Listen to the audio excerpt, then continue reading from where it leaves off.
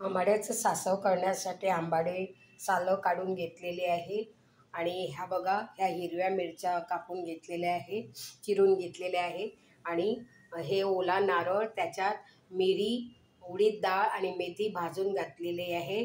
फोडणीला पण मेथी, मिरी आणि हिंग घालायचं आणि पहिल्यांदा हे आंबाडे फोडणी देऊन मिरच्या घालायच्या, मग आंबाडे घालायचे, जरा मीठ लावून ठेवायचं आणि हे वाटप करायचे आणि थोडं गूळ घालायचं आणि हिंग घालायचं आणि चवीपुरतं मीठ।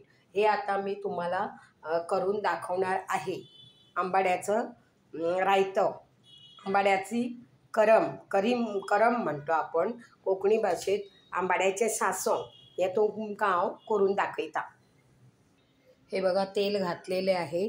आता जिरं, मोहरी, उडीद डाळ आणि मेथी घालायची आणि त्याचबरोबर हिरव्या मिरच्या पण घालून घेते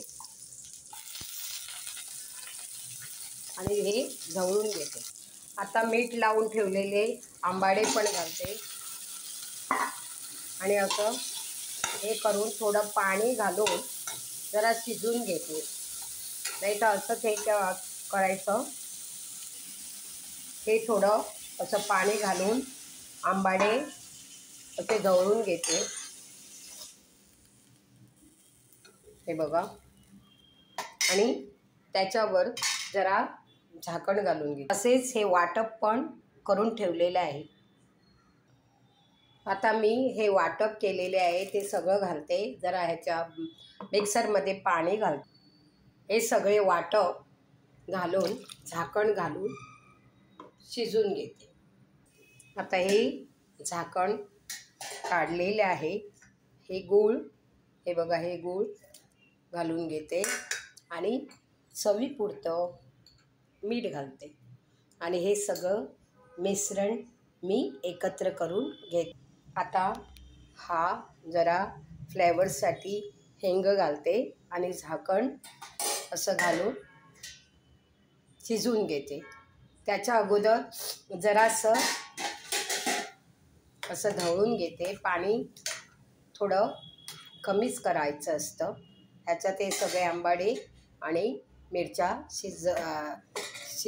शिजणार। अशा प्रकारे मी हे आंबाड्याचं सासव शिजून झालं की मी गॅस बंद करते। असे मधून असं ढवळत राहावे आणि गॅस जरा स्लो गॅसवरच शिजून घ्यावे। सगळं काही घातलेलं आहे, गूळ घातलेला आहे, मीठ घातलेलं आहे, हिंग पण घातलेलं आहे आणि जिरं, मोहरी फोडणीला, उडीद डाळ आणि मेथी आणि खायला पण मस्त लागतात। आपण असंच खाऊ शकतो, नाहीतर आपण भाकरीबरोबर, चपातीबरोबर तुम्हाला पाहिजे तसं तुम्ही खाऊ शकता आणि चविष्ट असतं। असे आहे आंबाडे मुंबईत पण मिळतात, पण हे गोव्यावरून आणले होते आणि स्पेशल म्हणजे इकडे केव्हा केव्हा कडवट पण मिळतात, तिकडे ते स्वतःच्या जागेत आंबाड्याचं झाड आहे, तिकडचे हे आंबाडे आणलेले आहे। जरा शिजू दे। हे बघ असे तरे हे आंबाड्याचे सासव मातशांनी जाय जाल्यार आटोवन घेवपाचें, नाजाल्यार ही अशी करम ही मिरसांग म्हणटात, ती खावंक बरी लागता।